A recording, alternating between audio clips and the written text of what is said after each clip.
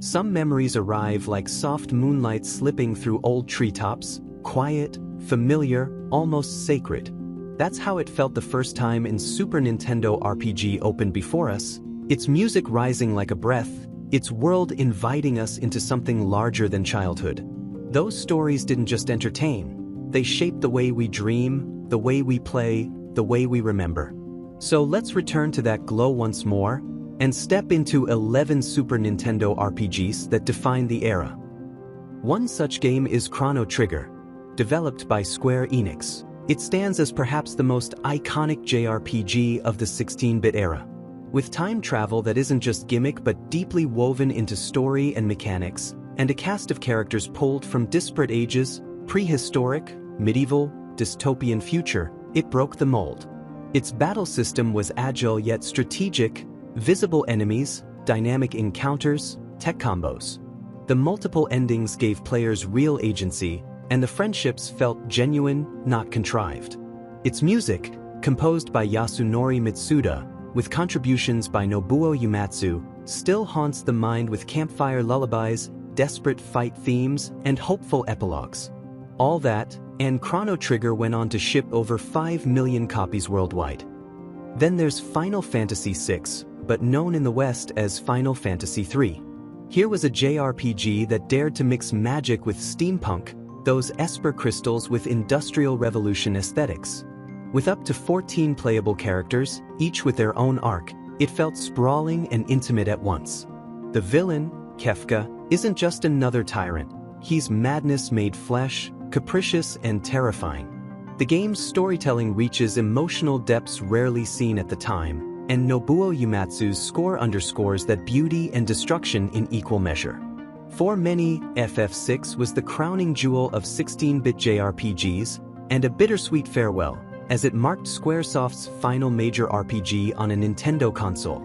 If Chrono Trigger played with time and FF6 embraced tragedy, Secret of Mana, released in 1993, brought real-time action to the genre.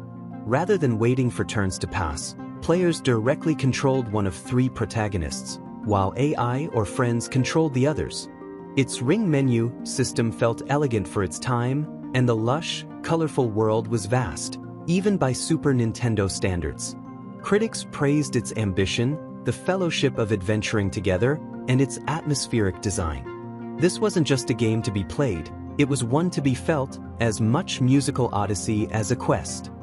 EarthBound, known in Japan as Mother 2, released 1994, broke nearly every fantasy trope.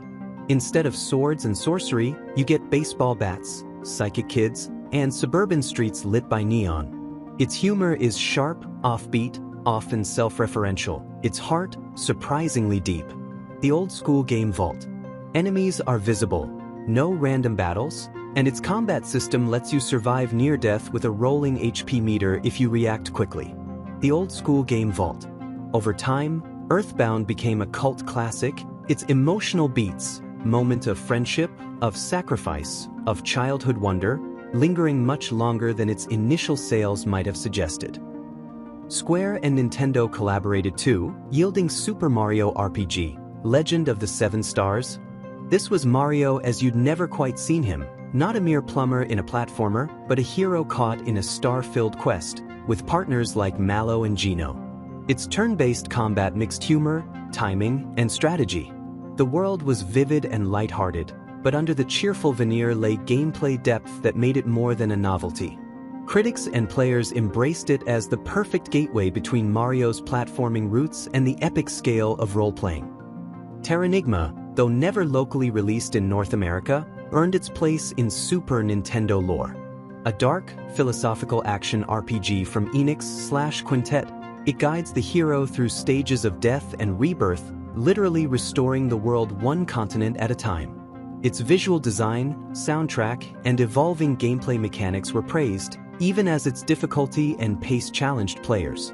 Terranigma is often called the spiritual successor to Illusion of Gaia and Soul Blazer, a trilogy that defined what action RPGs on the Super Nintendo could feel like.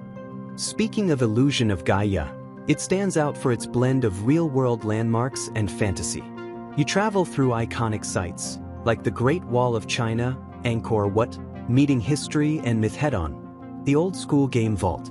Its transformation mechanic, where the protagonist shifts form, and its subtle storytelling about destiny and sacrifice made it more than just a hack-and-slash. Players remember its emotional undertones. Over time, Illusion of Gaia became a hidden gem in Super Nintendo RPG retrospectives.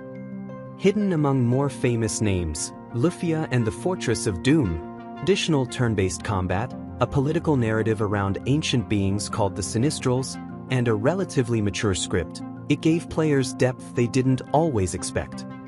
While not universally praised as a masterpiece in its time, it laid the foundations for Lufia 2 and contributed to the era's narrative ambitions. Breath of Fire 2 doesn't always top greatest lists, but its impact echoes in the Super Nintendo catalog.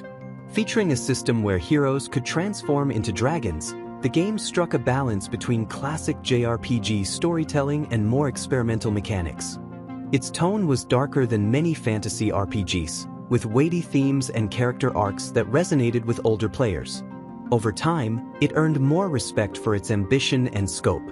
For fans seeking something different, Secret of Evermore offered a Western-developed action RPG from Square's American team. Though often compared to Secret of Mana, it embraced a distinct identity: alchemy-based magic, a shape-shifting dog companion, and time-traveling worlds called Prehistoria, Antiqua, Gothica, Omnitopia. The old-school game Vault. Its tone is darker, more brooding, and its cinematic presentation makes it a unique footnote in Super Nintendo history, even if it never achieved the same legendary status as other Square titles. Finally, while not always the first to be named, Shadowrun deserves mention for bringing cyberpunk noir into the Super Nintendo RPG lexicon. Though it didn't sell spectacularly, critics praised its design, its blend of sci-fi and fantasy, and its storytelling tone.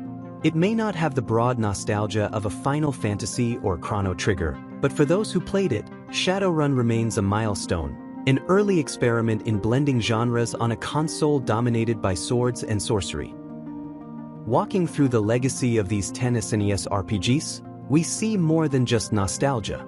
We see the foundations of role-playing games, innovation paired with soul, technical limitation pushed into art, simple mechanics layered into timeless emotion.